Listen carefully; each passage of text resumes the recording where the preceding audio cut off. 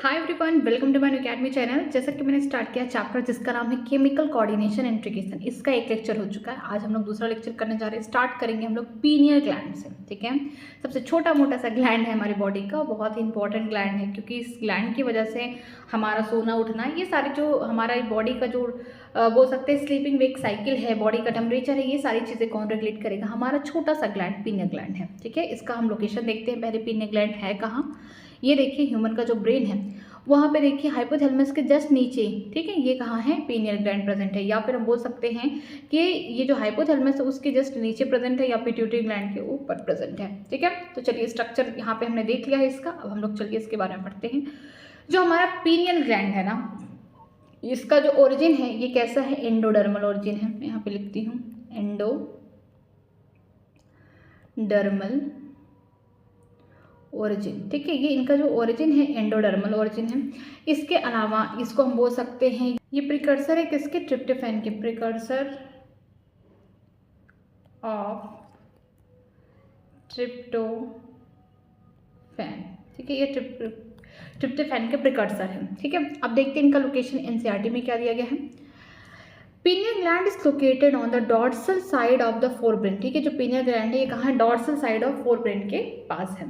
Pineal secrete a hormone, ठीक है, जिसका नाम है मेलाटोनिन। डिफरेंस यहाँ पे देखिए, जो मेलाटोनिन है ये अलग है और हमने कल पढ़ा था जो मेलानोसाइट है ना ये अलग है, इनसे मेलानिन निकल रहा है, तो दोनों अलग अलग है। ठीक है, ऐसा नहीं कि ये मत सोच लेना कि एमएसएच वाला मेलानोसाइट पे काम कर रहा, नहीं। जो पीनियल ग्लैंड है इनका हार्मोन है जिसका नाम है मेलाटोनिन। मेलाटोनिन नाम है इनका। ठीक है, तो ये किसका हार्मोन है? ये पीनियल ग्लैंड का हमारे हार्मोन है। ठीक है, इसको अलग से याद करिएगा। Melatonin play a very important role in regulation of the 24 hour, जिसे बोलते हैं diurnal rhythm of our body. ठीक है, जिस तरीके से हम उठते हैं, कब सोना है, 24 घंटे में कैसे काम करना, हमें कैसे पता चलता है दिन रात? जो हमारा पीनियल ग्लैंड है ना ये बड़ा एक्टिवेट रहता है, स्पेशली रात के समय बहुत ज़्यादा एक्टिवेट रहता है। दिन में थोड़ा बहुत रहता है, रात के समय अगर नींद नहीं आ रही किसी को, अगर कोई फ़ोन चला रहा है, स्क्रॉल कर रहा है ना, तो नींद इसीलिए नहीं आ रही क्योंकि उसका पीनियल ग्लैंड सही से काम नहीं कर रहा है। ठीक है, तो ये क्या करता है? हमारा जो दिनचर्या है, 24 घंटे का जो हमारा दिन का समय है, वो कौन डिसाइड करता है? ये जो पीनियल ग्लैंड है इनमें इनका बहुत इंपॉर्टेंट रोल है, जो इनका स्पेशल हार्मोन है जिसका नाम है मेलाटोनिन। ठीक है, for example it help in maintaining the normal rhythm of the sleep wake cycle. ठीक है, जो हम सोने उठने का जो समय होता है वो किसके थ्रू हम उठते सोते हैं? जो पीनियल ग्लैंड है यही हमें कहता है कि अब सोने का टाइम हो गया, अब उठने का टाइम हो गया। ठीक है, बॉडी का टेम्परेचर रेगुलेट करते हैं। In addition to melatonin also influence the metabolism, इसके अलावा हमारे बॉडी का जो मेटाबॉलिज्म है उसको भी इन्फ्लुएंस करता है। पिगमेंटेशन, ठीक है, एंड द मेंस्ट्रुएशन साइकिल, जो फीमेल मेंस्ट्रुएशन साइकिल है उसको भी ये करता है। अगर लड़कियां रात में बहुत लेट सो रही हैं, सुबह में सो रही हैं, तो उससे क्या होता है? उनका जो मेंस्ट्रुएशन साइकिल है उसमें फ्लक्चुएशन आ सकता है। ठीक है, as well as our defence capability. ठीक है, हमारा जो डिफेंस कैपेबिलिटी, जो इम्यूनिटी है, उसके लिए भी कौन रेगुलेशन करा रहा है? हमारा पीनियल ग्लैंड। तो इसके बहुत सारे काम है क्योंकि ये छोटा सा तो ग्लैंड है, छोटी सी बातें दी गई हैं इसकी। तो ये क्या कर रहा है? हमारे बॉडी में जो हमारा normal rhythm sleep wake cycle है उसको मेंटेन कर रहा है, हमारे बॉडी का टेम्परेचर भी मेंटेन ये कर रहा है। इसके अलावा मेटाबॉलिज्म हो गया, पिगमेंटेशन हो गया, मेंस्ट्रुएशन साइकिल जो है फीमेल में उनको भी यही गाइड कर रहा है। इसके अलावा जो इम्यूनिटी है, बॉडी का डिफेंस कैपेसिटी है, कौन देख रहा है? Pineal gland. ठीक है, अब आगे चलते हैं। थायराइड ग्लैंड, बॉडी का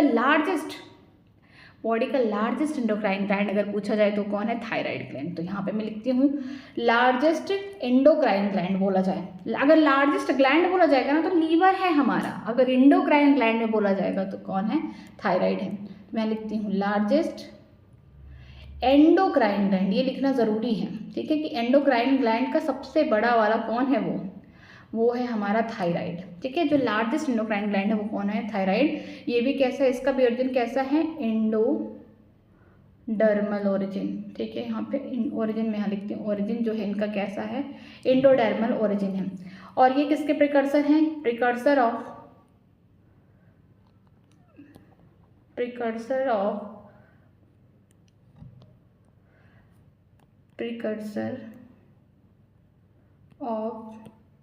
थायरॉक्सिन। ठीक है, आगे देखते हैं जो हमारा थायराइड ग्लैंड है प्रेजेंट कहाँ है? ये देखिए ट्रैकिया है। ठीक है, हमारा ट्रैकिया स्टार्ट हो जाता है इस तरीके से। तो जो हमारा ट्रैकिया है उसके चारों तरफ, उसके इस तरीके से चारों तरफ, उसके डॉर्सल साइड में हमको देखने को क्या मिलेगा? यहाँ पे थायराइड। जो थायराइड ग्लैंड है आप देखेंगे ये वाला जो थायराइड है दूसरे वाले थायराइड ग्लैंड से जुड़ा हुआ है बीच में इस तरीके से। तो यहाँ पे आपको एच शेप देखने को मिल रहा है, ठीक है। यहाँ पे आपको थायराइड जो ग्लैंड है आपको किस तरीके से देखने को मिल रहा है, एच शेप, या फिर हम बोल सकते हैं बटरफ्लाई शेप देखने को मिल रहा है, ठीक है। तो ये देखिए हमारा ये जो थायराइड ग्लैंड है इस तरीके से एच शेप देखने को मिल रहा है। बीच में कनेक्शन है, किसके थ्रू कनेक्शन है, इसमें भी यहाँ पे भी शब्द लिखा गया है सीधे से कि जो उनका कनेक्टिव टिश्यू है ये क्या कर रहे हैं, किसके थ्रू कनेक्शन है, इस्थमस के थ्रू। इस्थमस यहाँ पे लिखती हूँ मैं, किसके थ्रू है, इस्थमस के थ्रू है कनेक्शन, ठीक है। इनके थ्रू कनेक्शन है कि इधर वाला थायराइड दूसरे वाले थायराइड ग्लैंड से किस तरीके से जुड़ा हुआ है दूसरे साइड के। अब आगे इनके बारे में पढ़ते हैं।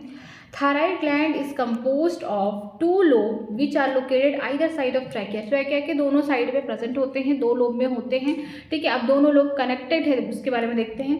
Both lobe are interconnected with a thin flap of the connective tissue. यहाँ पे याद रखिएगा कि जो पतला सा फ्लैप है ना वो किसका बना हुआ, कनेक्टिव टिश्यू का बना हुआ है, जिसे हम क्या बोल रहे हैं, स्थमस बोल रहे हैं, ठीक है। ये देखिए कि ट्रैकिया के चारों तरफ, यहाँ पे दोनों तरफ क्या है, हमारा थायराइड ग्लैंड है और एक दूसरे से कनेक्ट है, किसके थ्रू, जो कनेक्टिव टिश्यू है, कनेक्टिव टिश्यू के थ्रू है जिसका नाम है स्थमस, ठीक है। इससे कनेक्टेड है जिसकी वजह से आपको बटरफ्लाई शेप, एच शेप देखने को मिल रहा है हमारा थायराइड ग्लैंड, ठीक। आगे देखते हैं यहाँ पे, the thyroid gland is composed of follicle and stromal tissue. जो हमारा थायराइड ग्लैंड है ना, मैं अगर यहाँ पे छोटा सा इसका हिस्सा काट के लाती हूँ, मान लीजिए मैं इतना पार्ट काट करके यहाँ पे लेके आई और इसका डायग्राम बना रही हूँ यहाँ पे, तो आपको इस तरीके से कुछ देखने को मिलेगा। ये देखिए, ये इस टाइप का मेरा स्ट्रक्चर है, बीच बीच में इस तरीके के यहाँ पे सेल होंगे। ये देखिए, इसको हम क्या बोलेंगे, इसको, इस स्ट्रक्चर को हम बोलेंगे, इस वाले स्ट्रक्चर को हम क्या बोलेंगे, इसको बोलेंगे हम लोग फॉलिकुलर सेल। ये फॉलिकल सेल है या फॉलिकुलर सेल है, और जो यहाँ साइड साइड में है यहाँ पे भी कुछ सेल होंगे, इसे हम बोलेंगे स्ट्रोमल सेल, ठीक है। स्ट्रोमल टिश्यू बोल सकते हैं या सेल बोल देंगे, ठीक है। यहाँ पे तो क्या हो रहा है कि जो हमारा थायराइड ग्लैंड में 2 चीज़ से बना हुआ है, एक तो फॉलिकल से बना हुआ है, दूसरा क्या है, स्ट्रोमल टिश्यू से बना हुआ है, ठीक है। ईच थायराइड फॉलिकल, हर thyroid follicle is composed of follicular cell enclosing the cavity. देखिए यहाँ पे ये जो फॉलिकुलर, यहाँ पे मैं बताती हूँ, यहाँ पे आप इसको टिश्यू करिए, सेल मत करिए क्योंकि फिर समझाने में दिक्कत होगा। ये क्या है, स्ट्रोमल टिश्यू है, ठीक, और ये फॉलिकुलर टिश्यू है। जो हमारा हर फॉलिकुलर टिश्यू है वो किससे बना हुआ है, ये जो अंदर है, ये एक जो ये अंदर है, ये जो अंदर है, ये जो अंदर है, इसको हम क्या बोलेंगे, इसको बोलेंगे फॉलिकुलर सेल बोलेंगे, ठीक है। ये फॉलिकुलर सेल बोलेंगे इसको, ठीक है। ये किससे बना हुआ है, ये हम बोल सकते हैं जो हमारा थायराइड फॉलिकल है बना हुआ है किससे, फॉलिकुलर सेल से बना हुआ है, और किसके इंक्लोज किया, एक कैविटी को इंक्लोज किया है। दिस फॉलिकुलर सेल, यही जो फॉलिकुलर के सेल होंगे आगे चल के 2 टाइप के हार्मोन बनाएंगे। The follicular cell synthesis the 2 hormone, ठीक है। पहले का नाम T4 है, दूसरे का नाम T3। जो T4 है इसको बोलते हैं टेट्राआइडोथायरोनिन और थायरॉक्सिन बोलेंगे, एंड T3 को बोलेंगे ट्राईआइडोथायरोनिन, ठीक है। ये अमाउंट में ज़्यादा होगा, T4 का जो अमाउंट होगा ये अमाउंट में ज़्यादा बनेंगे, लेकिन ज़्यादा कारीगर कौन होंगे, बोल सकते हैं जो ज़्यादा पोटेंट होगा वो हमारा T3 होगा, ठीक है। पोटेंट कारीगर बनेगा कम अमाउंट में, लेकिन ज़्यादा कारीगर जो होगा T3 होगा। तो याद रखिएगा कि जो हमारा थायराइड ग्लैंड है 2 चीज़ों से बना हुआ है। यहाँ पे स्ट्रक्चर में मैं थोड़ा सा थायराइड यहाँ से काट के लेके आई, ये स्ट्रक्चर यहाँ बनाई। यहाँ पे जो स्ट्रक्चर है इस टाइप का, बीच में क्या है, स्ट्रोमल टिश्यू है, स्ट्रोमल टिश्यू है, ठीक है, ये जगह है। और यहाँ पे छोटे छोटे आपको कुछ फॉलिकुलर टिश्यू देखने को मिले। जो फॉलिकुलर टिश्यू हैं उनके अंदर छोटे छोटे छोटे छोटे क्या हैं, ये हमारे फॉलिकुलर सेल हैं। यही फॉलिकुलर सेल आगे चल के क्या करने वाले हैं, सिंथेसिस करने वाले हैं 2 टाइप के हार्मोन T3 T4। जो T3 है वो बहुत ज़्यादा कारीगर, जिसे बोलते हैं ट्राईआइडोथायरोनिन, और T4 को बोलते हैं टेट्राआइडोथायरोनिन या थायरॉक्सिन बोलते हैं, ठीक है। इनका अमाउंट ज़्यादा होता है। अब आगे देखते हैं यहाँ पे क्या लिखा गया है। Iodine is essential for the normal rate of the hormone synthesis in thyroid, ठीक है। बहुत हम सुनते हैं ना कि हमारे नमक में आयोडीन है, ठीक है, ऐसा एडवर्टाइजमेंट आता है। क्यों, क्योंकि जो आयोडीन होते हैं ना ये क्या करते हैं, ये थायराइड ग्लैंड में अच्छे से जो थायराइड के हार्मोन हैं उनका सिंथेसिस कराते हैं। जो आयोडीन है ये बहुत ज़्यादा इसेंशियल है, बहुत ज़्यादा ज़रूरी है, नमक में आयोडीन होना बहुत ज़रूरी है, ताकि जो आपके थायराइड ग्लैंड है वो अच्छे से इन हार्मोन को बना सकें, ठीक है। अगर आयोडीन की कमी हो जाएगी ना तो देखिए क्या प्रॉब्लम होगा। देखिए यहाँ पे, deficiency of iodine in our diet result in hypothyroidism and enlargement of the thyroid gland commonly called the goitre. आपने देखा होगा बचपन में कि इतना बड़ा यहाँ पे कुछ गला में निकल जाता है, बड़ा सा स्ट्रक्चर, वो क्या है, ग्वाइटर है। ठीक है, अगर हमारे डाइट में क्या है, आयोडीन की कमी हो जाए, जिसकी वजह से क्या हो जाएगा, हाइपोथायराइडिज्म हो जाएगा। मीन्स जो थायराइड हार्मोन्स है वो अच्छे से सिक्रीट नहीं हो पा रहे, अच्छे से बन नहीं पा रहे और रिलीज भी नहीं हो पा रहे हैं, सही से काम नहीं हो पाएगा। तो इस कंडीशन में क्या होगा कि बॉडी में थायराइड की कमी, हाइपोथायराइडिज्म। दूसरा कंडीशन क्या होगा कि जो हमारे थायराइड ग्लैंड है ना, वो फूल के बाहर इस तरीके से निकल आएगा, उसे हम क्या बोलते हैं, सिंपल ग्वाइटर बोलते हैं। ठीक है, अभी हम आगे भी देखेंगे कि जो हाइपर थायराइडिज्म होगा, जहाँ पे थायराइड हार्मोन ज़्यादा निकलेंगे, उस कंडीशन में भी ग्वाइटर वाला केस आएगा। ठीक है, हाइपोथायराइडिज्म ड्यूरिंग प्रेगनेंसी, अगर कोई महिला प्रेग्नेंट है, कोई वुमन प्रेग्नेंट है, तो उस कंडीशन में अगर उसके डाइट में आयोडीन की कमी है तो कितना नुकसान होगा बच्चे को। देखिए, hypothyroidism during pregnancy causes the defective development and maturation of the growing baby leading to stunted growth, जिसे क्रेटिज्म कहते हैं। देखिए, अगर ऐसी फीमेल जो प्रेग्नेंट है उसके डाइट में आयोडीन की कमी है तो उसका पूरा साइड इफेक्ट बच्चे पे जाएगा, जो ग्रोइंग बेबी है उस पे जाएगा। क्या होगा, बच्चे का सही से ग्रोथ नहीं हो पाएगा, बच्चे का सही से डेवलपमेंट नहीं हो पाएगा और उसकी हाइट छोटी रह जाएगी। इस कंडीशन को क्या बोलते हैं, क्रेटिज्म बोलते हैं। यहाँ पे उसकी हाइट शॉर्ट रहेगी क्योंकि जब प्रेग्नेंट थी मदर उस समय उसके डाइट में आयोडीन की कमी थी। ठीक है, दूसरा क्या होगा, मेंटल रिटार्डेशन, जो बच्चा होगा मेंटली सही से काम नहीं करेगा, उसका दिमाग तो मेंटल रिटार्डेड रहेगा। ठीक है, लो IQ या फिर लो इंटेलिजेंस क्वेश्चन, मतलब हम बोल सकते हैं कि बच्चा का जो IQ होगा वो कम होगा। ठीक है, मतलब कि दिमागी तौर से भी वो थोड़ा सा लो होगा, कम होगा। ठीक है, हाफ माइंडेड जिसे बोलते हैं। एबनॉर्मल स्किन, स्किन भी एबनॉर्मल। डिफ म्यूचुअलिज्म, हम बोल सकते हैं कि गूंगा बहरा, इस वाली कंडीशन भी देखने को मिलेगी। अगर वुमेन प्रेग्नेंट है, उसके खाने में, डाइट में आयोडीन की कमी है, हाइपोथायराइडिज्म से झेल रही है, तो जो बच्चा है उसका अच्छे से ना ग्रोथ हो पाएगा, ना मेंटली अच्छे से ग्रोथ हो पाएगा, ना फिजिकली हो पाएगा। जब पैदा होगा तो उसका ग्रोथ देखेंगे स्टंटेड ग्रोथ होगा, ज़्यादा लंबा नहीं हो पाएगा। दूसरा, उसका जो IQ है, उसका जो मेंटल रिटार्डेशन है वो भी कम है, स्किन एबनॉर्मल है। ठीक है, तो सारी दिक्कतें किसकी होंगी, बच्चे को होंगी। आगे देखते हैं इन अडल्ट वुमेन अडल्ट है, उसमें देखते हैं हाइपोथायराइडिज्म में causes the menstruation cycle to become irregular. ठीक है, अगर ऐसी वुमेन जो अपने डाइट में आयोडीन की कमी है तो उनका जो मेंस्ट्रुएशन साइकिल है ना, इरेगुलर हो जाएगा, आगे पीछे चलेगा। ठीक है, अब आगे देखते हैं हम लोग हाइपर थायराइडिज्म की कंडीशन में कि किस कंडीशन में हम बोल सकते हैं थायराइड के हार्मोन खूब ज़्यादा निकल रहे हैं, बॉडी में थायराइड का बोल सकते हैं खूब ज़्यादा सिक्रीशन हो रहा है उनके हार्मोन का। अब देखिए, ड्यू टू कैंसर, कहाँ पे कैंसर हो रहा है, ऑफ द थायराइड ग्लैंड, और due to the development of the nodules of the thyroid gland, the rate of synthesis and secretion of the thyroid hormone is increase to abnormal high level leading to the condition called the hyperthyroidism which adversely affect the body physiological. ठीक है, अगर thyroid gland में cancer हो गया, cancer की condition हम लोग आगे बढ़ेंगे ह्यूमन हेल्थ एंड डिसीज वाले चैप्टर में। उसमें होता क्या है कि जो कैंसर के सेल हैं वो खूब डिवाइड करते रहते हैं, उनको ये नहीं देखना है कि एक दिन में 2 डिवाइड होना है या 4 होना है, वो लगातार बोल सकते हैं कि कंटिन्यूसली वो डिवाइड करते रहते हैं, जिसकी वजह से जो थायराइड ग्लैंड है बढ़ जाएगा। ठीक है, अब सिक्रीशन भी हाई हो जाएगा बॉडी में कि जो थायराइड के हार्मोन है उनकी बहुत ज़्यादा ज़रूरत है, बॉडी में ज़्यादा सिक्रीशन होगा। या फिर अगर कोई नोडल आ गया, ठीक है, हम बोल सकते हैं नोडल भी क्या, एक ट्यूमर जैसा ही स्ट्रक्चर है, अगर थायराइड ग्लैंड में हो गया, जिसकी वजह से जो सिक्रीशन होगा, जो सिंथेसिस होगा थायराइड हार्मोन का, वो ज़्यादा हो जाएगा। अब ज़्यादा हो गया बॉडी में तो उस कंडीशन को क्या बोलेंगे, हाइपर थायराइडिज्म बोलेंगे। हाइपर का मतलब ज़्यादा हो गया, थायराइडिज्म का मतलब थायराइड के हार्मोन, जिसकी वजह से बॉडी में आपको कुछ अलग अलग फिजियोलॉजिकल एक्टिविटी देखने को मिलेगी, कुछ अलग अलग यहाँ पे एबनॉर्मलिटी देखने को मिलेगी। जैसे कि एक्सोपैथेलिक ग्वाइटर, इसमें भी ग्वाइटर हो रहा है। एक्सो का मतलब होता है बल्ड, ठीक है, बल्ड, इसको बोलते हैं बल्ब, मतलब बड़ा। कुछ लोगों की आंखें एकदम फटी की फटी रहती है, ऐसे नॉर्मल कंडीशन में भी आंख फाड़ फाड़ के देख रहे हैं, तो क्या है, एक्सोपैथेलिक ग्वाइटर है, मतलब कि उनके बॉडी में हाइपरथायराइडिज्म की कंडीशन है।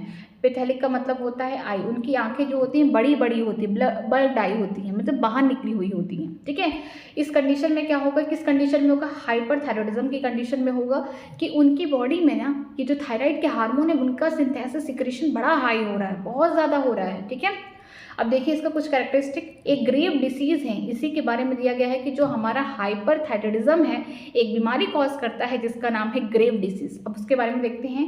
Characterised by the enlargement of the thyroid gland, यहाँ पे थायराइड ग्लैंड का साइज बढ़ जाता है तो जिसकी वजह से हम एक्सोपैथेलिक ग्वाइटर बोलते हैं।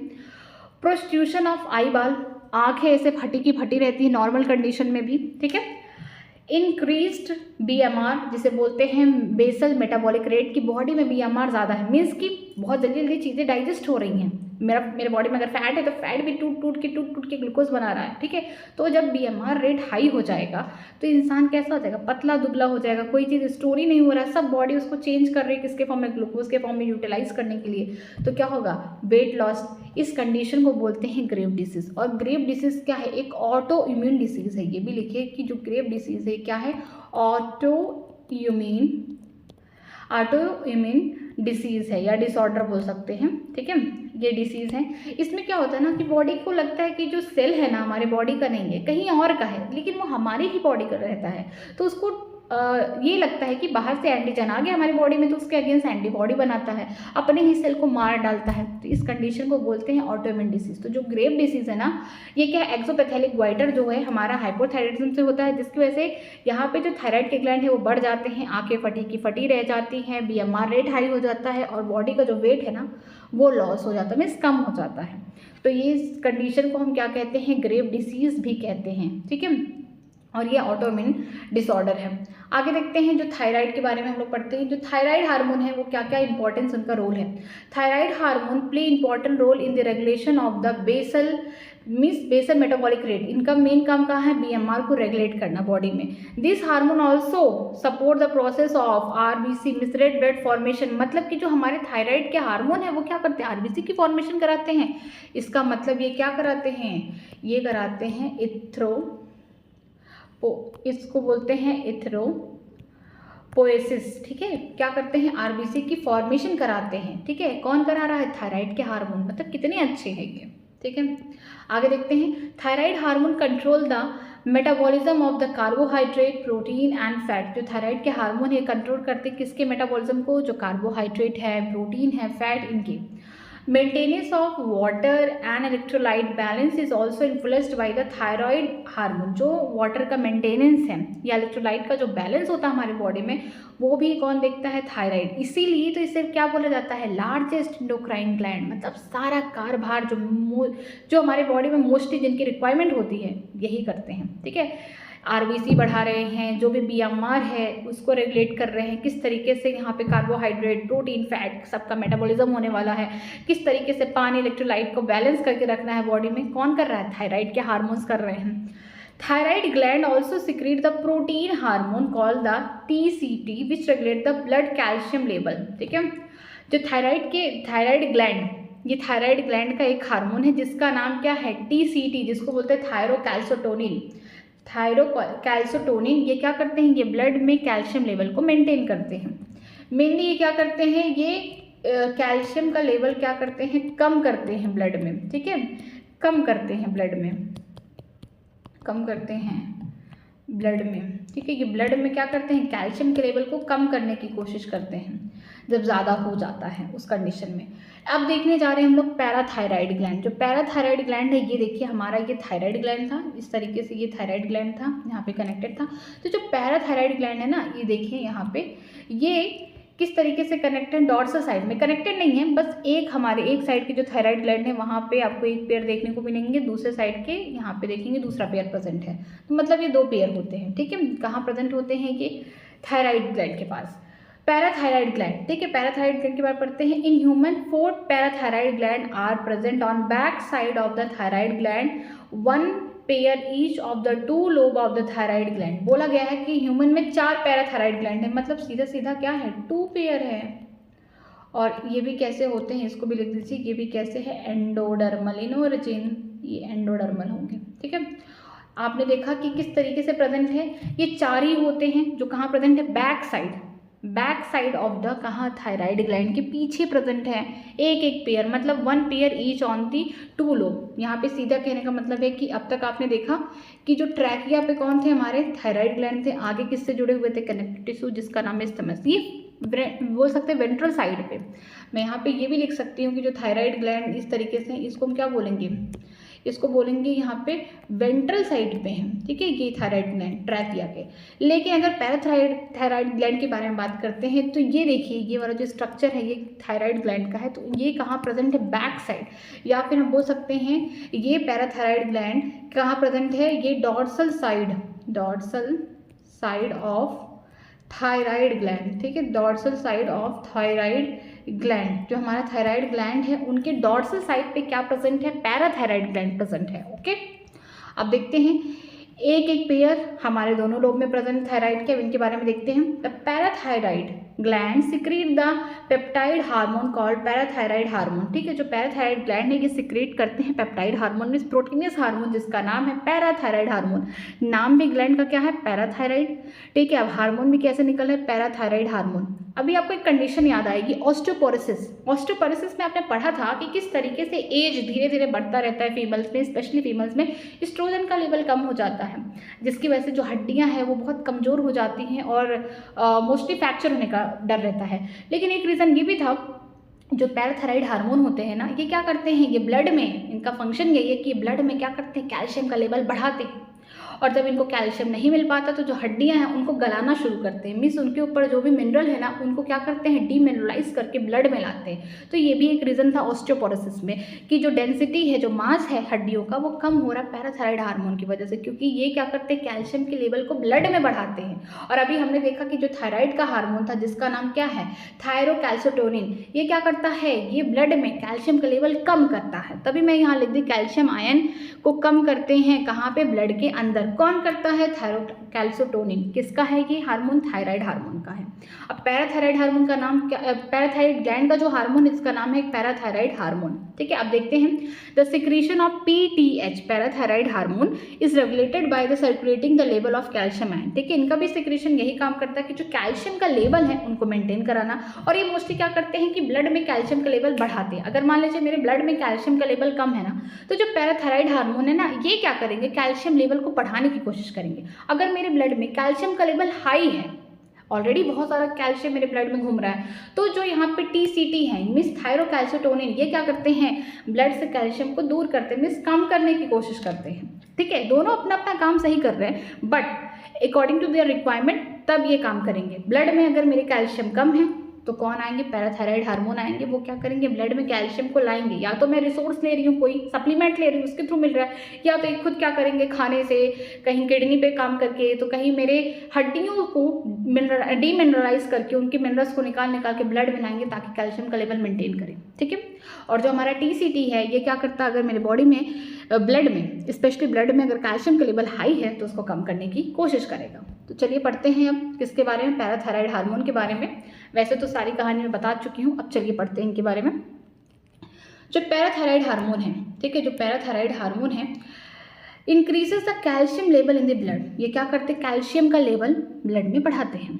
PTH act on the bone and stimulate the process of the bone reabsorption या डिसोलेशन या डीमिनरलाइजेशन। अगर मेरे ब्लड में या बोल सकते मेरे खून में कैल्शियम की कमी है तो ये क्या करेंगे, सीधा सीधा इनका पूरा नज़र कहाँ है, मेरी हड्डियों पे है, क्योंकि मेरी बॉडी हड्डियों से ही बनी है, स्केलेटन सिस्टम। तो ये क्या करेंगे, हड्डी को स्टिमुलेट करेंगे और उनको क्या करेंगे, रिजॉर्प्शन कराएंगे, डिसोल्यूशन कराएंगे, उनके मिनरल को, उनकी इनऑर्गेनिक जो बोल सकते हैं सब्सटेंस है, उनको धीरे धीरे तोड़ के ब्लड में लाएंगे। मीन्स जो कैल्शियम उनमें होगा, मोस्टली तो हमारा जो हड्डी है वो किससे बना है, कैल्शियम से बना है, तो उसको क्या करेंगे, डीमिनरलाइज करेंगे ताकि जो मिनरल्स निकले, वो जो कैल्शियम निकले फिर से ब्लड में आ जाए, तो ब्लड में कैल्शियम का लेवल बढ़ जाएगा। पहला रीजन, पहला काम, ठीक है।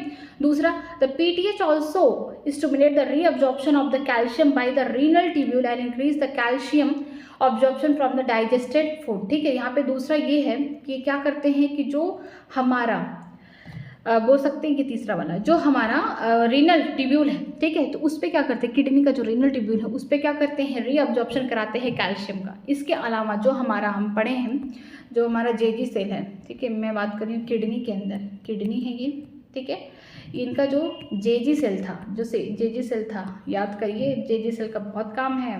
एफरेंट आर्ट्रियोल और डीसीटी का थोड़ा सा टच हो गया, जिसकी वजह से डीसीटी के जो सेल थे वो मॉडिफाई हो गए थे, याद करिए, उसे जेजी सेल बोलते थे। राश मैकेनिज्म में रेनिन ये सिक्रेट करते थे और यहाँ पे रिलीज करेंगे बोलते हैं कैल्सियोस्ट्रॉल, ठीक है। कैल्सियोस्ट्रॉल को सिक्रीट करेंगे, जिसकी वजह से ये क्या करेंगे, जो हमारा जीआईटी ट्रैक है, मीन्स बोलते हैं गैस्ट्रोइंटेस्टाइनल ट्रैक, वहाँ से क्या करेंगे, कैल्शियम का रीएब्जॉर्प्शन कराएंगे, ठीक है।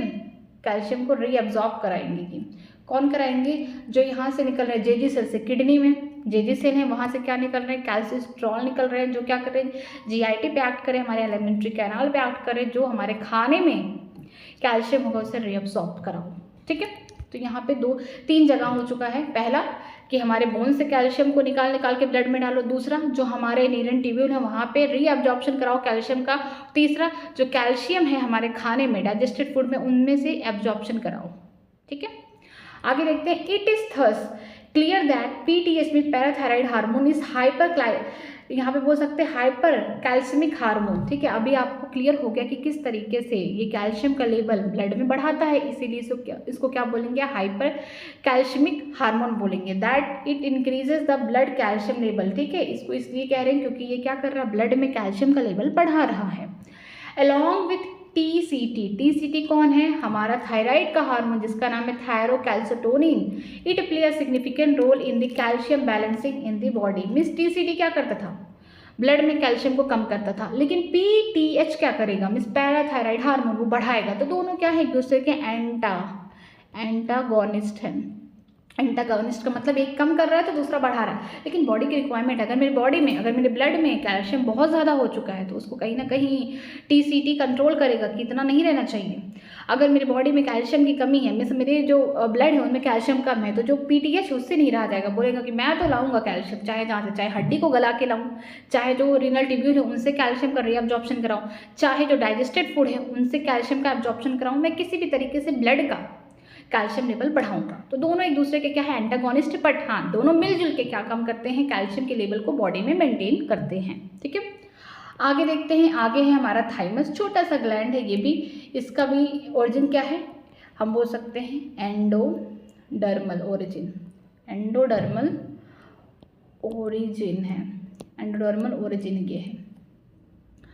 आप देखेंगे कि जो थाइमस है ना, छोटे बच्चों की बात करें, इम्यूनिटी बहुत स्ट्रांग है, कहीं भी खेल रहे हैं, बरसात में भीग रहे हैं, कुछ भी कर रहे हैं, बीमार नहीं हो रहे। लेकिन एक बुढ़ा सा इंसान जो बिस्तर पे ही ऑल टाइम है, मोस्ट ऑफ द टाइम बीमार है, मोस्ट ऑफ द टाइम हम बोल सकते हैं सारे काम नहीं कर सकता जो एक इंसान, छोटा सा बच्चा कर सकता है। क्यों? क्योंकि जो थाइमस है ना, ये जो ग्लैंड है, ये बड़ा ही वरदान वाला ग्लैंड है। क्योंकि ये क्या है, हम इसको बोल सकते हैं कि थ्रोन ऑफ इम्यूनिटी, ठीक है। ये वरदान है इम्यूनिटी का। छोटे बच्चों में इम्यूनिटी क्या है, स्ट्रॉन्ग है।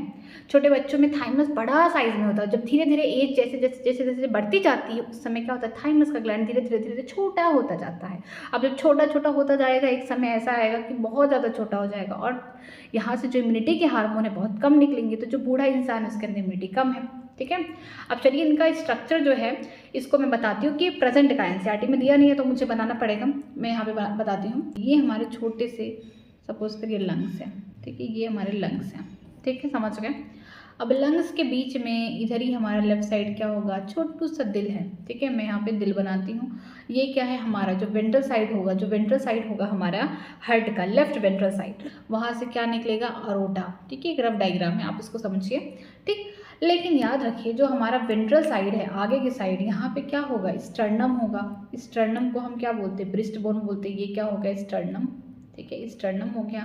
ये हमारे दोनों लंग्स होंगे और लेफ्ट लंग के पास ही हमारा क्या है, छोटा सा हार्ट है। और हार्ट में क्या है, हमें अरोटा दिखाना है। अरोटा क्यों दिखाना है, क्योंकि अरोटा के वेंट्रल साइड पे, यहाँ पे हम अरोटा से देख रहे हैं, अरोटा के वेंट्रल साइड पे हमारा छोटू सा थाइमस है। ये कौन है, हमारा थाइमस है। मैं यहाँ पे लिखती हूँ थाइमस, ठीक है। हमारा जो थाइमस ग्लैंड है कहाँ है, अब देखिए ये जो वेंट्रल साइड है, ठीक है। वेंट्रल साइड का मतलब ये वेंट्रल साइड है, पीछे डॉर्सल साइड है, और ये साइड में लैटरल साइड होता है। तो ये क्या हो गया, हमारा वेंट्रल साइड हो गया। पीछे क्या है, डॉर्सल साइड है। तो जो हमारा अरोटा है, अरोटा के वेंट्रल साइड पे हमारा थाइमस है। हमारे दोनों लंग्स के बीच में दिख रहे हैं थाइमस। और जो हमारा स्टर्नम है, स्टर्नम को मैं पूरी तरीके से बनाई नहीं हुई, ये स्टर्नम है। तो अगर मैं स्टर्नम पूरी तरीके से बना दूँ तो मेरा तो कहीं थाइमस दिख ही नहीं रहा। तो इसका मतलब behind sternum there is my thymus, ठीक है। तो इसका लोकेशन ये है कि हमारे दोनों लंग के बीच में हमारा थाइमस है। अगर लंग्स के रेस्पेक्ट में देखेंगे तो दोनों लंग्स के बीच में है।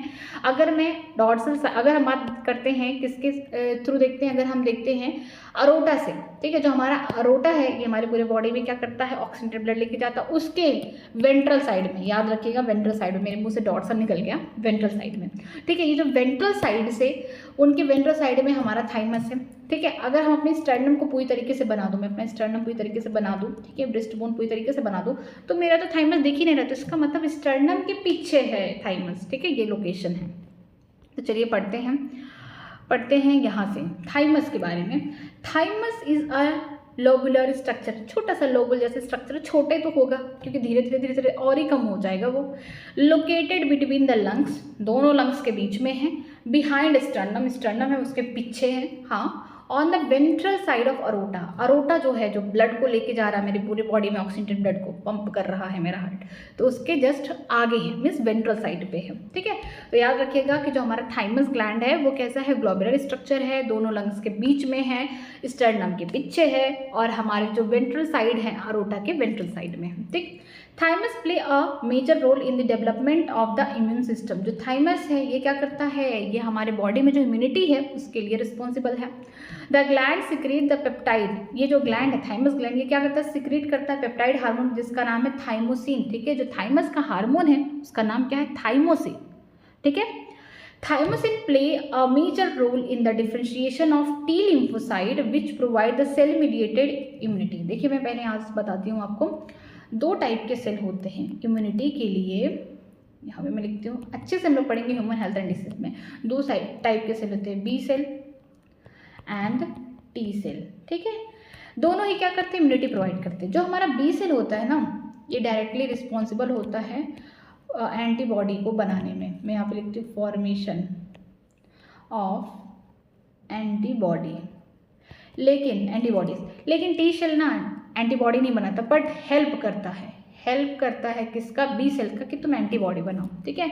जो बी सेल है या बी लिम्फोसाइट है, हम बोल सकते हैं इसके थ्रू, जो हमारा बी लिम्फोसाइट है या टी लिम्फोसाइट है, अब इनके थ्रू देखते हैं। जो बी लिम्फोसाइट है, जो बी के सेल होंगे, ये क्या करते हैं, ह्यूमोरल का मतलब होता है ब्लड में, ह्यूमोरल इम्यूनिटी प्रोवाइड करते हैं, ब्लड के अंदर इम्यूनिटी प्रोवाइड करते हैं। बिल्कुल ब्लड के अंदर भी माइक्रोब्स आ सकते हैं, उनको मारने का काम कौन करेगा, बी लिम्फोसाइट। और टी लिम्फोसाइट के बारे में बात करते हैं, ये cell mediated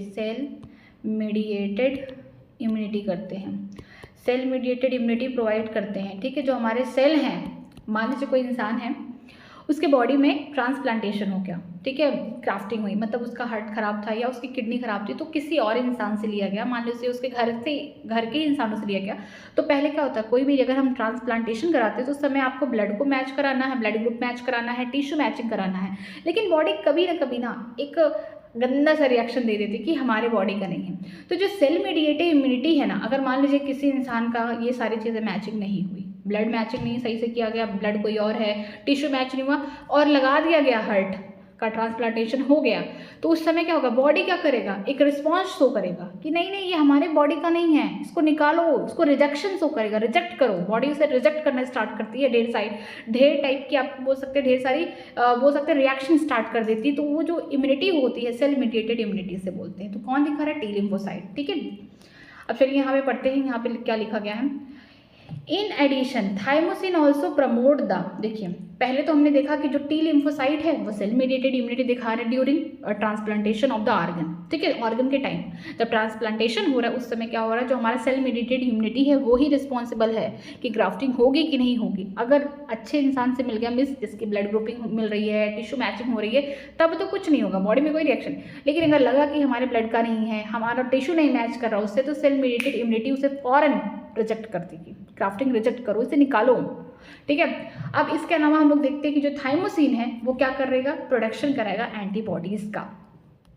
in addition the thymosin also promote the production of antibody to provide the humoral immunity, ठीक है। इसके अलावा जो हमारा थाइमोसिन है ये क्या करता है, प्रमोट करता है, प्रोडक्शन कराता है एंटीबॉडीज का, ठीक है। अगर कोई एंटीजन मेरी बॉडी में आ गया, मान लीजिए मुझे जुकाम हो गया है, तो बाहर से कोई एंटीजन मेरी बॉडी में आया है जो कॉज कर रहा है क्या, मुझे कफ, ठीक है, चिल फीवर, ये सब कॉज कर रहा है, तो इसके अगेंस्ट मेरी बॉडी में जो एंटीबॉडी बनाएगा वो कौन होगा, ह्यूमरल इम्यूनिटी, यहाँ पे इम्यूनिटी देखने को मिलेगा। ठीक है, तो इसकी वजह से होगा। ब्लड में अगर आपके कोई माइक्रोब्स आ चुका है तो उसको मारने के लिए कौन आएगा, ह्यूमरल इम्यूनिटी आएगा। और जो एंटीबॉडीज बनेगा, एंटीबॉडी कौन बनाएगा, बी सेल बनाएंगे हमेशा। टी सेल एंटीबॉडी नहीं बनाते, टी सेल हेल्प करते हैं, बल्कि बी सेल का। ठीक है, अब आगे देखते हैं। Thymus is degenerate in the old individual resulting in decrease the production of thymosin. ठीक है, जो ओल्ड लोग होते हैं, बूढ़े बुजुर्ग की बात की जा रही है, यहाँ पे क्या होता है, थाइमस धीरे धीरे छोटा हो जाता है, डीजनरेट हो जाता है, जिसकी वजह से इनके अंदर थाइमोसिन हार्मोन नहीं बन पाता। अब ये हार्मोन नहीं बन पाएगा तो उसके बॉडी में इम्यूनिटी की कमी हो जाएगी इंसान के अंदर।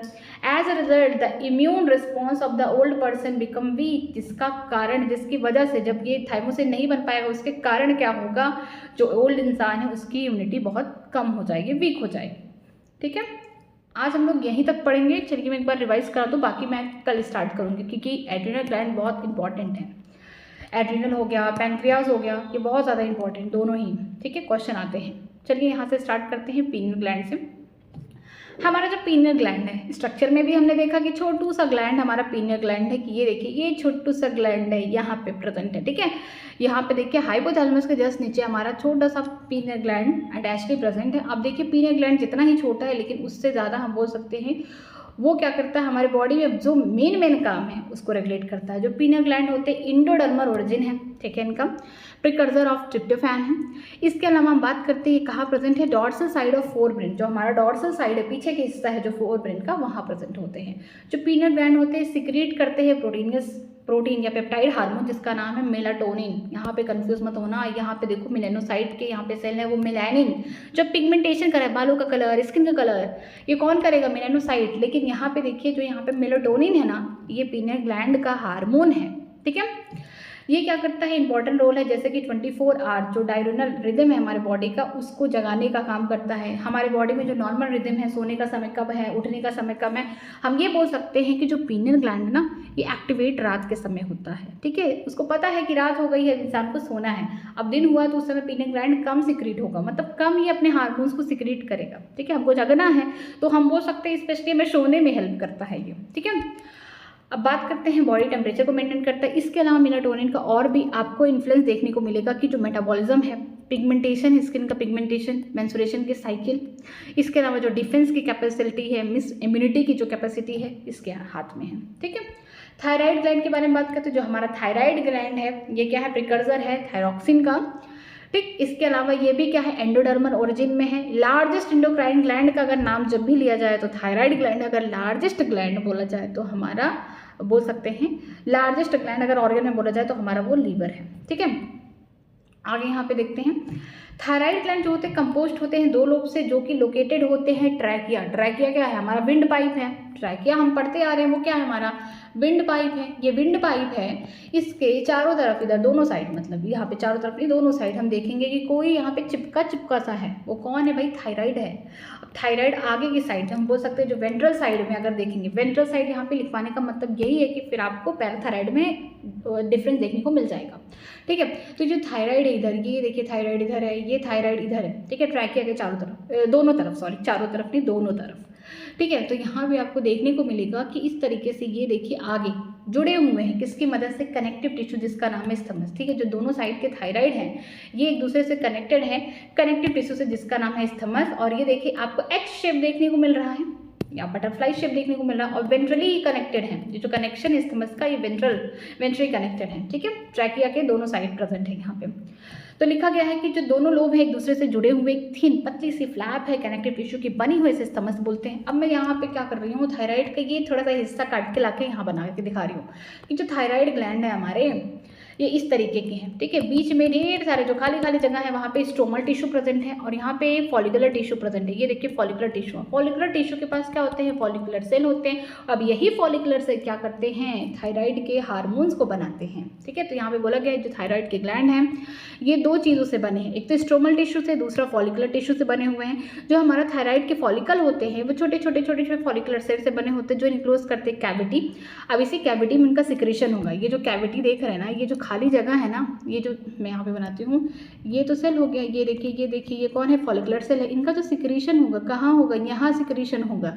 सिक्रीशन कहाँ होगा, उनकी खाली जगह कैविटी में होगा। क्या सिक्रीशन करेंगे, हार्मोन का सिक्रीशन कराएंगे। देखिए कि जो थायराइड के फॉलिकल हैं ये क्या करते हैं, ये कैविटी में अपना सिक्रीशन कराते हैं। किसका, 2 टाइप के हार्मोन का, T4 एंड T3। T3 को बोलते हैं ट्राई आइडोथायरोनिन, ठीक है, ये पोटेंट होता है, कारीगर होता है। और हम T4 के बारे में बात करते हैं, इसको बोलते हैं ट्राई आइडोथायरोनिन, जिसको बोलते हैं थायरॉक्सिन, इसका अमाउंट ज़्यादा होता है। अगर किसी इंसान के अंदर आयोडीन की कमी हो जाती है तो उसमें देखने को मिलता है कि जो ये हार्मोन है, थायराइड के जो हार्मोन है, ये सही से सिक्रीट नहीं हो रहे, सही से बन नहीं रहे, जिसकी वजह से क्या होता है, कंडीशन को क्या बोलते हैं, हाइपोथायराइडिज्म। कि थायराइडिज्म का मतलब क्या है, थायराइड के हार्मोन सही से बन के सिक्रेट नहीं हो रहे। अगर आयोडीन की कमी हो गई तो क्या होगा कि हाइपोथायराइडिज्म होगा। उस कंडीशन में क्या होगा कि जो थायराइड के ग्लैंड होंगे वो बाहर निकल आएंगे, सिंपल ग्वाइटर बोलेंगे उसको, ठीक है। अगर कोई फीमेल प्रेग्नेंट है, उसके डाइट में आयोडीन की कमी है, हाइपोथायराइडिज्म से वो जूझ रही है, तो उस कंडीशन में क्या होगा कि फीमेल को तो आयोडीन की कमी है उसके डाइट में, वो हाइपोथायराइडिज्म में है, तो उसके बच्चे पे इफेक्ट क्या आएगा कि जो उसका बच्चा होगा, उसका डेवलपमेंट, उसका बोल सकते हैं मैचुरेशन, जो ग्रोइंग बेबी है सही से नहीं होगा, स्टंटेड ग्रोथ होगा, बड़ी कम ग्रोथ होगी। उसको, उस कंडीशन को क्या बोलते हैं, क्रिटिनिज्म बोलते हैं। मेंटल रिटार्डेशन होगा, हम बोल सकते हैं दिमागी तौर से भी अच्छे से फिल डेवलप नहीं होगा, लो IQ होगा, एबनॉर्मल स्किन होगा, डिफनेटिज्म होगा, मिस गूंगा बहरा भी हो सकता है। अगर हम एडल्ट वुमन की बात करते हैं, नॉर्मल वुमन है जो एडल्ट वुमन है, प्रेग्नेंट नहीं है, ठीक है, ये कंडीशन दूसरी है। एडल्ट वुमन है, उसमें अगर हाइपोथायराइडिज्म की कंडीशन है, मतलब उसके डाइट में नमक कम खा रही है, तो आयोडीन कम ले रही है, नमक से ही हम लोग आयोडीन को इंटेक करते हैं स्पेशली। अगर हम बात करते हैं हाइपोथायराइडिज्म की कंडीशन, तो जो उसका मेंस्ट्रुएशन साइकिल इरेगुलर हो जाएगा। इरेगुलर का मतलब 2 दिन बाद, या फिर बोल सकते हैं आगे पीछे हो जाएगा, ठीक है।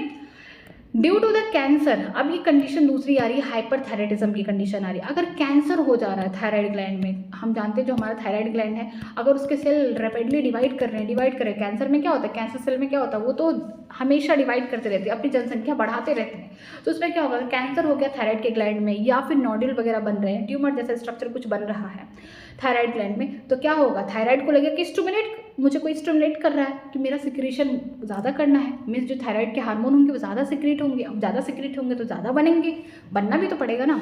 तो क्या होगा यहाँ पे कि एबनॉर्मली अचानक से हाई लेवल हो जाएगा, किसका, थायराइड का, थायराइड के हार्मोन का क्या होता है, एबनॉर्मली हाई लेवल हो जाता है। इस कंडीशन को क्या बोलते हैं, हाइपरथायराइडिज्म बोलते हैं, जिसकी वजह से बॉडी में बहुत ज़्यादा फिजियोलॉजिकली में आपको इफेक्ट देखने को मिलेंगे। जैसे कि पहला कंडीशन क्या है, ग्रेव डिसीज, ठीक है। ग्रेव डिसीज से पहले हम लोग देखते हैं एक्सोपैथेलिक ग्वाइटर, ठीक है। एक्सोपैथेलिक ग्वाइटर को ही हम लोग ग्रेव डिसीज कहते हैं। जो एक्सोपैथेलिक ग्वाइटर है, इसमें क्या होता है, जो हमारा ग्वाइटर है बैंकर से निकल जाता है, ठीक है। एक्सो का मतलब होता है बल्ब, पैथेलिक का मतलब होता है आंखें, आंखें इसमें क्या होती है, फटी की फटी ऐसे रहती हैं, बड़ी, ठीक है। ये कैसे कैरेक्टराइज्ड होता है कि जो यहाँ पे थायराइड के ग्लैंड होते हैं उनका साइज क्या होता है, बढ़ जाता है, इंक्रीज हो जाता है। इसके अलावा जो आई बॉल होती है वो भी निकली होती है बाहर, आँख यहाँ है तो आँख की पुतली कहीं बाहर है, मीन्स, ठीक है। इसके अलावा जो BMR रेट है, ठीक है, बॉडी में जो मेटाबॉलिज्म रेट है वो क्या होगा, बहुत ज़्यादा फास्ट हो जाएगा, इंक्रीज हो जाएगा, जिसकी वजह से जब हम कुछ भी खा रहे हैं फटाफट मेरा सब कुछ डाइजेस्ट हो रहा है, ठीक है, सारा मेटाबॉलिज्म चल रहा है, तो मेरा वेट क्या हो जाएगा, कम हो जाएगा, वेट लूज हो जाएगा। तो जो इसी कंडीशन को, एक्सोपैथेलिक ग्वाइटर को हम लोग क्या बोलते हैं, ग्रेव डिसीज बोलते हैं, जो क्या है, ऑटो इम्यून डिसीज है। बॉडी को लगता है कि हमारे ही सेल, जो हमारा ही सेल है, ये क्या, हमारे ही दुश्मन है, मीन्स उसको लगता है कि अपने सेल को पहचान नहीं पाता, उसे लगता है वो बाहर से एंटीजन आए हैं, उनके अगेंस्ट एंटीबॉडी बना के उन्हीं को मारने लगता है, ठीक है। तो ऑटो इम्यून डिसीज है। आगे देखते हैं, आगे क्या दिखा गया है, जो थायराइड के हार्मोन है बहुत इंपॉर्टेंट होते हैं BMR को रेगुलेट करने में, ठीक है। दूसरा दिया गया है कि ये क्या करते हैं, RBC की फॉर्मेशन करते हैं। RBC की फॉर्मेशन को क्या बोलते हैं, इथ्रोपोसिस बोलते हैं, ठीक है।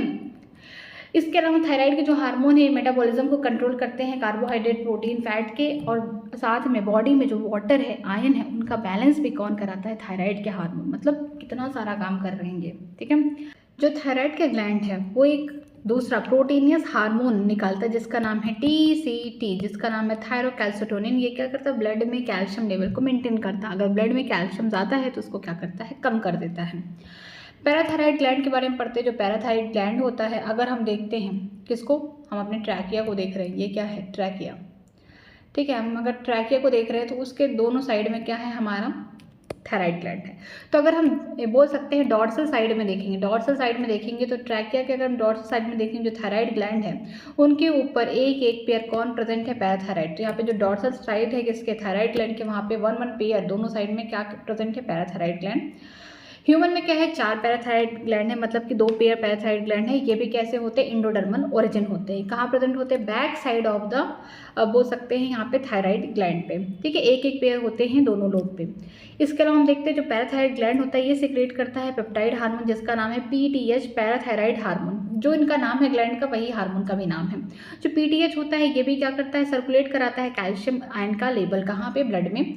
जो PTH होता है ये क्या करता है, मोस्ट जनरली इसका काम होता है कि जो कैल्शियम का लेवल अगर ब्लड में कम है तो उसको बढ़ाना है। और जो हमारा TCH था, थायराइड का जो हार्मोन था जिसका नाम था, बोल सकते हैं उसका नाम था थायरोकैल्सिटोनिन, वो क्या करता था, ब्लड में कैल्शियम लेवल को उसको कम करना था। तो दोनों एक दूसरे के क्या हो गया, एंटागोनिस्ट होकर विपरीत काम करेंगे, लेकिन ये दोनों ही, इनका दोनों का काम यही है कि जो ब्लड में कैल्शियम का लेवल है उसे रेगुलेट कराना, ठीक है। जो हमारा पैराथायराइड हार्मोन है वो क्या करता है, कैल्शियम का लेवल ब्लड में बढ़ाना है तो उसके लिए पहला क्या काम करता है कि जो हमारे बोन्स हैं उनका क्या कराता है, डीमिनरलाइजेशन कराता है, उन्हें गलाना स्टार्ट करता है, जिसकी वजह से हम बोल सकते हैं जो बोन का मास है कम हो जाएगा, बोन की डेंसिटी कम हो जाएगी, फीमेल में क्या हो जाएगा, ऑस्टियोपोरोसिस हो जाएगा, ठीक है, फ्रैक्चर होने के चांसेस ज़्यादा होंगे अगर बॉडी में कैल्शियम की कमी है और हड्डियाँ क्या है, खोखली होती जा रही है। तो यही एक रीज़न है कि जो पैराथायराइड हार्मोन है वो क्या कर रहा है, हड्डियों को गला गला के उसमें का कैल्शियम ब्लड में रेगुलेट करा रहा है।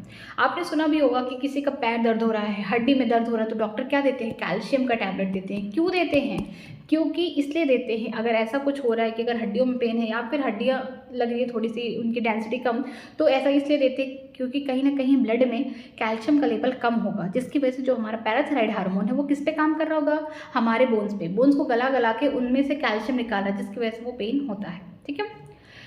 दूसरा क्या है, दूसरा जो हमारा रीनल ट्यूब्यूल है, जो रीनल ट्यूब्यूल में अगर हम बात करते हैं वहाँ पर रीअब्जॉर्प्शन कराता है कैल्शियम का। अगर हम बात करते हैं किडनी में, तो किडनी में हम देखें तो जो हमारा एफरेंट आर्ट्रियोल था जो ब्लड लेके आ रहा था, ठीक है, यहाँ पे हम बात करते हैं ये हमारा एफरेंट आर्ट्रियोल है, ये जो ब्लड लेके आ रहा था कहाँ पे, हमारे वुमन कैप्सूल के पास। तो जो DCT वाला पार्ट था किसका, मान लीजिए वुमन कैप्सूल हो गया, ये PCT हो गया, फिर इसके बाद दुब of Henle and this is called, इसे हम क्या बोलेंगे, इसको बोलेंगे हम लोग DCT। DCT क्या है, ये सब रीनल ट्यूब्यूल का पार्ट है, हम लोग पढ़ चुके हैं। तो जो एफरेंट आर्ट्रियोल और DCT के बीच में थोड़ा सा टच हो गया सेंसिटिव एरिया, जो हम बोल सकते हैं DCT का जो लेयर था जिसका नाम था मैकुला डेंसा, उनका जो सिंपल क्यूबॉइडल बोल सकते हैं इपिथेलियम था वो मॉडिफाइड हो गया और क्या बना लिया, जेजी सेल बना लिया। तो जेजी सेल आगे भी हेल्प कर रहा था, रास मैकेनिज्म में रेनिन वगैरह सिक्रेट कर रहा था, लेकिन यहाँ पे देखते हैं कि कैल्सोट्रॉल यहाँ पे रिलीज करेगा जिसकी वजह से जो GIT है, जो हमारा गैस्ट्रो इंटेस्टाइनल ट्रैक्ट है, उससे क्या होता है, कैल्शियम को एब्जॉर्ब कराता है, ठीक है। यहाँ पे देखते हैं कैल्शियम को एब्जॉर्ब कराता है, ठीक है, ये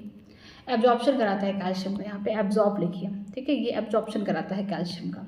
कहाँ जो हम खाने वगैरह खाए हैं वो कहाँ आ गया, हमारे एलिमेंट्री कैनाल पे, तो उसमें ही काम करता है। इसके अलावा जो PTH होता है, पैराथायराइड हार्मोन होता है, ये हाइपर कैल्सिमिक हार्मोन होता है क्योंकि ये कैल्शियम का लेवल ब्लड में बढ़ाता है। और जो हमारा TCT होता है, थायरोकैल्सिटोनिन हार्मोन जो होता है, ये क्या करता है, कैल्शियम का लेवल को कम करता है ब्लड में। तो दोनों एक दूसरे के एंटागोनिस्ट है, बट दोनों क्या करते हैं, कैल्शियम के लेवल को मेंटेन करते हैं हमारी बॉडी में। अगर हम बात करते हैं थाइमस की, तो थाइमस जो है एंडोडर्मल ओरिजिन है। थाइमस कहाँ प्रेजेंट है, हमारे लंग्स के बीच में।